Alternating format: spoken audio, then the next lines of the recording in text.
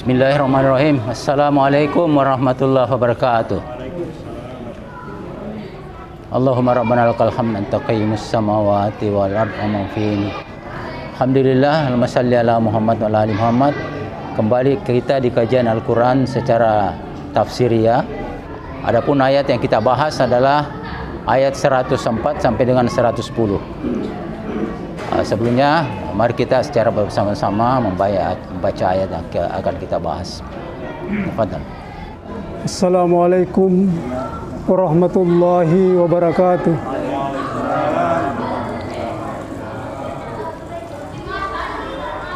A'udzu billahi minasy syaithanir rajim.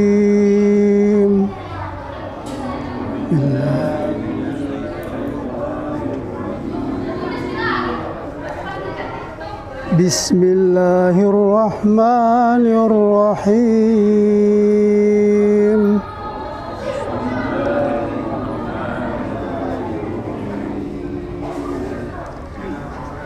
Alladzina dalla sa'yuhum fil hayatid dunya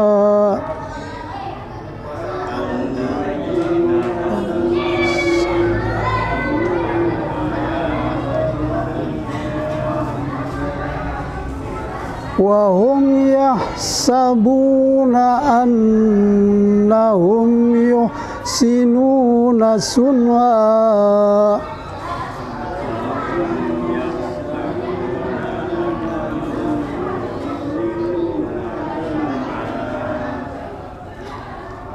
Ulaika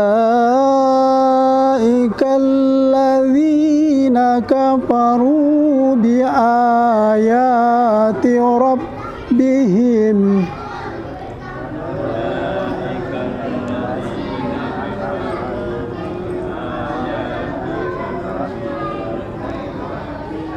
wa liqaihi fahabitat a'maluhum fala nuqimu lahum yaumal qiyamati wazna.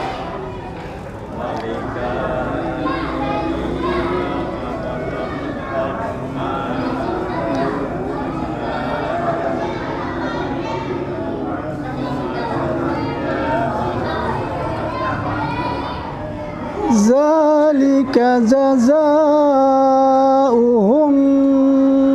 jahannamu bima kafaru wattakhazu ayati wa rusuli huzwa.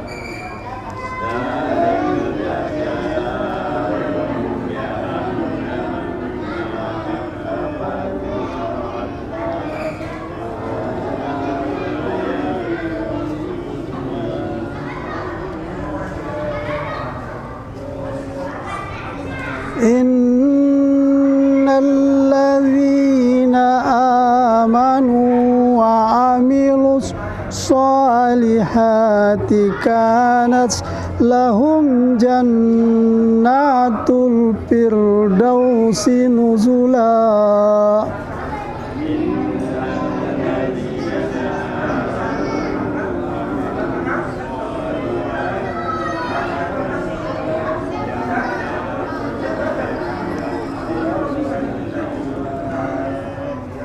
Khalidina fiha la yabghuna anha hiwala.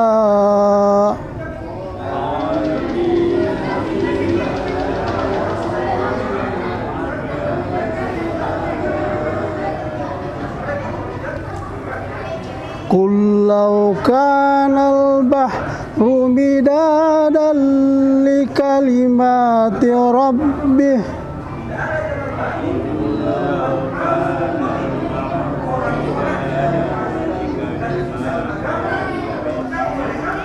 lanafidal bahru qabla an tanfada kalimatu rabbih.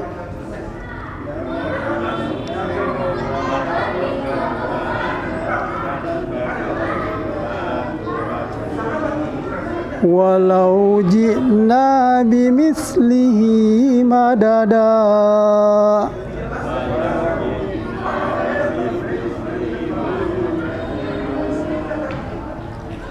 Qul innama ana basyarum mithlukum yuha ilayya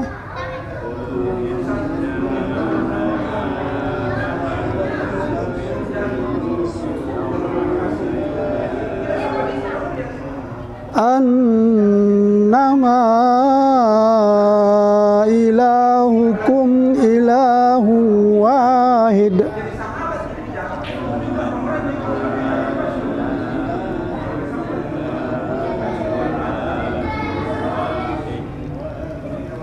Faman kana yarju liqa'a rabbih falyamal amalan shalihan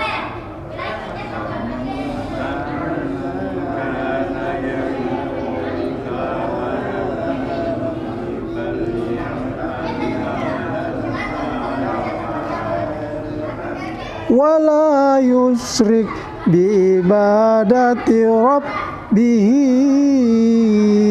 ahada.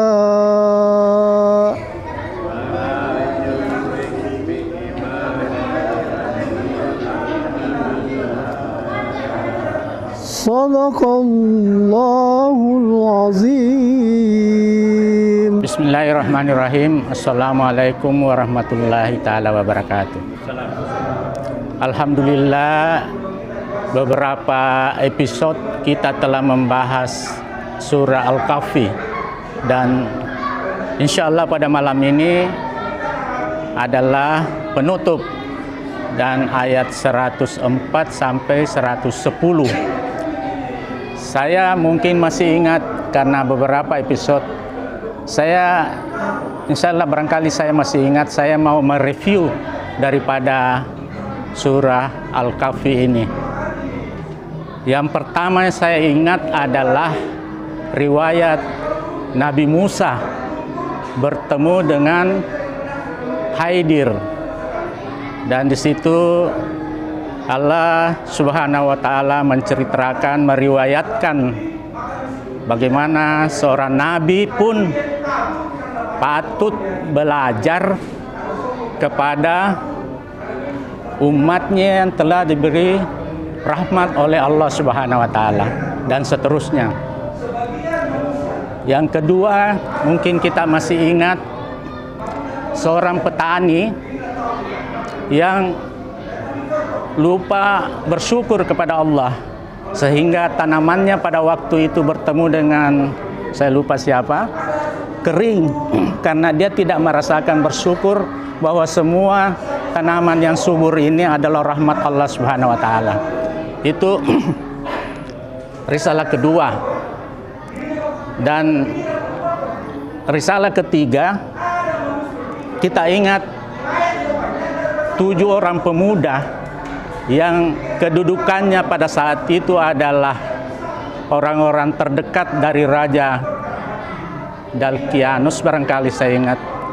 Tapi raja itu sangat kejam dan sangat kaya dan sangat berkuasa, sehingga karena terlupakan dia menganggap dirinya raja, minta disembah. Dan karena itulah pemuda ini melarikan diri, bersembunyi di sebuah gua, dan sampai sekarang masih ada buktinya, kalau tidak salah di Yordan, ya, Yordan. Itu yang ketiga. Yang keempat, kalau kita masih ingat bagaimana perjalanan seorang raja yang bijaksana, Tuhan memberi petunjuk bahwa saya berikan kemampuan untuk melihat dunia ini, sehingga namanya Raja Zulkarnain yang sangat bijaksana, sehingga dia melakukan perjalanan bersama pasukannya ke barat dan ke timur, sampai dan terakhir menemukan dua buah bukit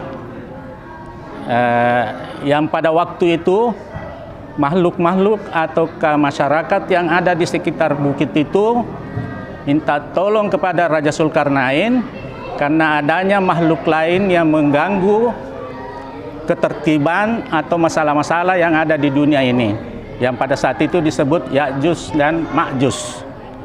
Dan terakhir, alhamdulillah pada malam ini kita sekarang membicarakan yang kelima, membicarakan bagaimana kuasa Allah.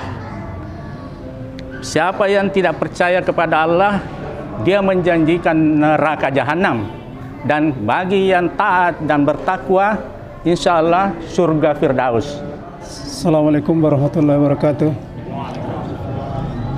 Alhamdulillah wa bihi nasta'inu wa nastaghfiruh wa na'udzubillahi min syururi anfusina wa min sayyiati a'malina may yahdihil fala mudilla lahu wa may yudlil fala hadiya lahu. Yang kami ingin tanyakan, ini suratul Kahfi paling banyak sejarah dan paling banyak dianjurkan oleh Rasulullah kalau tidak salah dibaca pada malam Jumat atau ada harus dihafal 10 di ayat pertama dan terakhir. Banyak sekali keistimewaan. Kira-kira apa hikmah di balik surah Kahfi ini sehingga Rasulullah sangat menganjurkan untuk menjadi perhatian setiap malam Jumat atau hari Jumat. Siapa yang membaca dia akan begini. Kira-kira apa hikmah yang ada di balik suratul Kahfi ini, apa yang tersirat di dalamnya sehingga sangat populer untuk harus sangat dianjurkan untuk bisa dihafal minimal 10. Yang pertama ada hadis kalau tidak salah saya pernah dengar di Ustaz itu diajarkan. Itu saja. Terima kasih. Assalamualaikum warahmatullahi wabarakatuh. Assalamualaikum warahmatullahi wabarakatuh. Saya tertarik di tadi mengenai masalah surga dalam bentuk pertanyaan ini ya. Pertanyaan Pak. Jannatun Firdausi. Jannatun Firdausi. Jadi kira-kira bisakah dibayangkan itu kenikmatan di dunia dan kenikmatan yang di surga itu kira-kira bagaimana itu anunya? Kalau kita bayangkan itu Pak, kenikmatannya itu seakan-akan di surga itu tidak mau pindah. Sedangkan kalau kenikmatan dunia ini masih bisa pindah, artinya bisa ditinggalkan. Ah, ini kenikmatan surga kayaknya tidak bisa ditinggalkan. Kira-kira bisa dibayangkan kira-kira bagaimana kenikmatannya itu? Ya. Di sini di surah Al-Kahfi ini ya seperti tadi yang direview Andi Herman itu.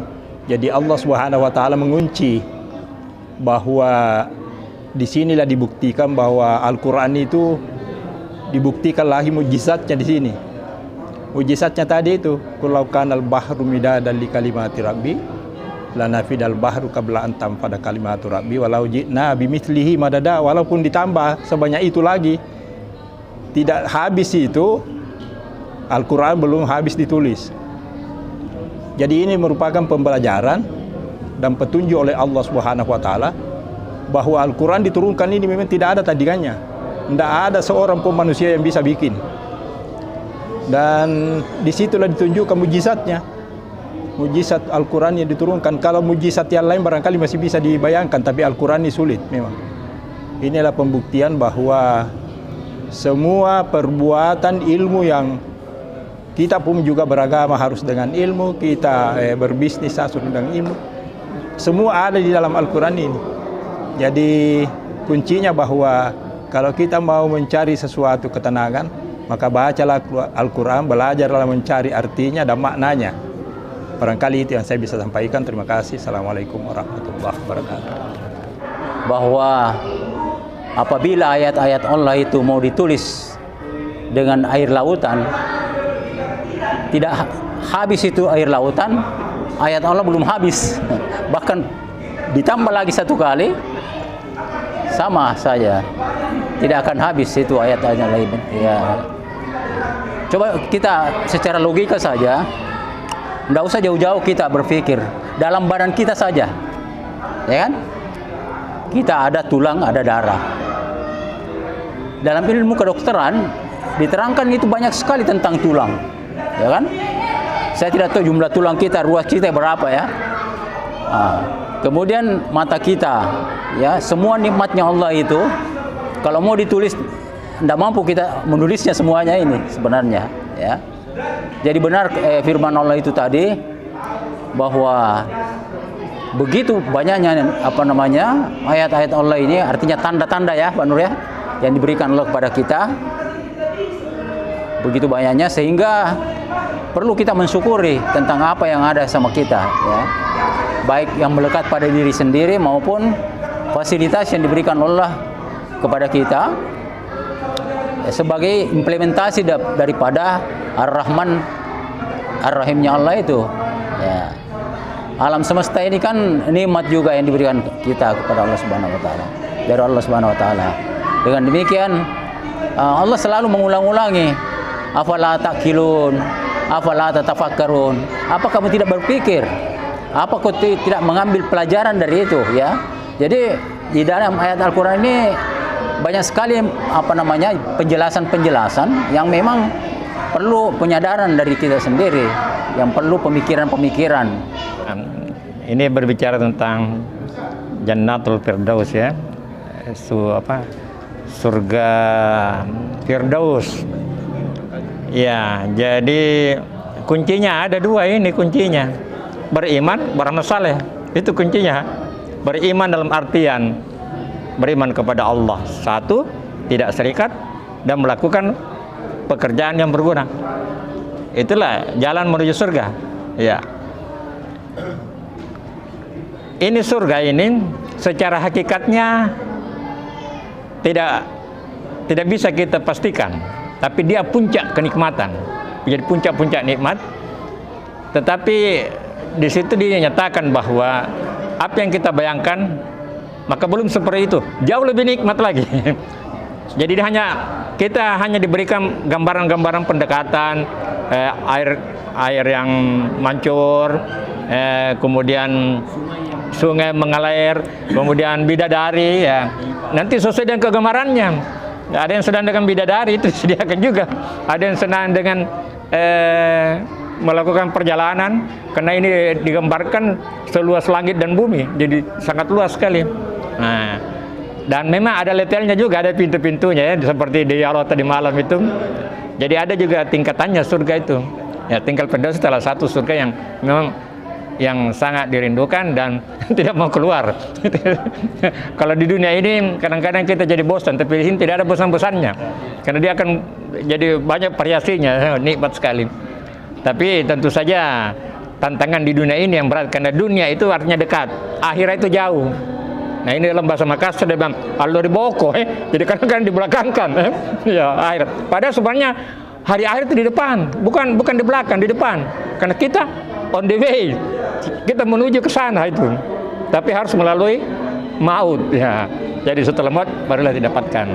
Jadi bisa kita bayangkan, tetapi apa yang kita bayangkan itu tidak akan sampai pada hakikatnya. Hanya Allah yang tahu. Saya punya teman dulu itu Pak Ahmad, namanya almarhum. Saya berbeda pendapat, tapi saya senang bersama dia. Karena kalau saya bayangkan itu surga, saya puncak nikmat, tidak konkret. Tapi kalau dia pintu lebarnya pintu pun dia tahu, lebarnya pintu surga dia tahu. Itu menurut gambaran dia. Dia berjanggut, saya tidak berjanggut. Dia bilang ini bidadari yang ada bergantung di sini. Kalau saya tidak, tapi saya istilahnya merangkul perbedaan. Saya berbeda pendapat dia, tapi saya berteman, gitu. Karena ada hal-hal yang juga unik-unik yang dia kemukakan. Sayangnya dia sudah almarhum, dan dia itu salah seorang jemaah tabligh yang sudah berkeliling dunia, sampai di Amerika, di mana-mana, ya. Sudah mendahului kita. Tapi kami pernah bersama-sama di training, ya, di Malino, sama dengan Pak Ismail di Malino, ya. Mudah-mudahan Allah maghfirlahu warhamhu. Mudah-mudahan Allah memberikan ya ampunan dan rahmat bagi dia. Nah, di sini Jadi memang kita disuruh berpikir. Guru besar Universitas Hasanuddin, Profesor Dokter Husni Tandra mengatakan, kalau seorang dokter tidak beriman, keterlaluan. Karena ini dibuat sedemikian rupa peredaran darah, sedemikian. Jadi manusia itu dipersiapkan untuk hidup, tapi sekaligus dipersiapkan untuk mati. Jadi memang tidak akan tidak ada unsur-unsur dalam tubuh memang yang ada masa pakainya, suatu saat akan mati. Jadi seorang dokter, apalagi berbicara tentang genetik dengan sel, katanya keterlaluan kalau tidak beriman. Nah, jadi memang betul itu. Kalau kita teliti nikmat-nikmat Allah ini luar biasa. Udara saja ini Pak ya, oksigen itu berapa harganya itu kalau orang sakit. Nah ini kita bebas menghirup udara saja, mata saja, pendengaran. Jadi memang ini ungkapan ini, walau seandainya lautan itu tinta, itu satu gambaran yang bermakna tidak terhitung, tidak terbayangkan bagaimana nikmat Allah banyaknya itu. Nah sekarang persoalannya bagaimana kita mensyukuri nikmat. Kita duduk di sini belajar Al-Quran adalah salah satu upaya mensyukuri nikmat. Kita sehat, kita bisa belajar. Ya, jadi inilah nikmat-nikmat yang Allah berikan di dunia ini kita manfaatkan untuk tujuan yaumil akhir, jannatul tajri min tahtiha an-nar, jannatul firdaus. Mudah-mudahan kita menjadi ahli surga amin ya rabbal alamin. Sekian, assalamualaikum warahmatullahi wabarakatuh.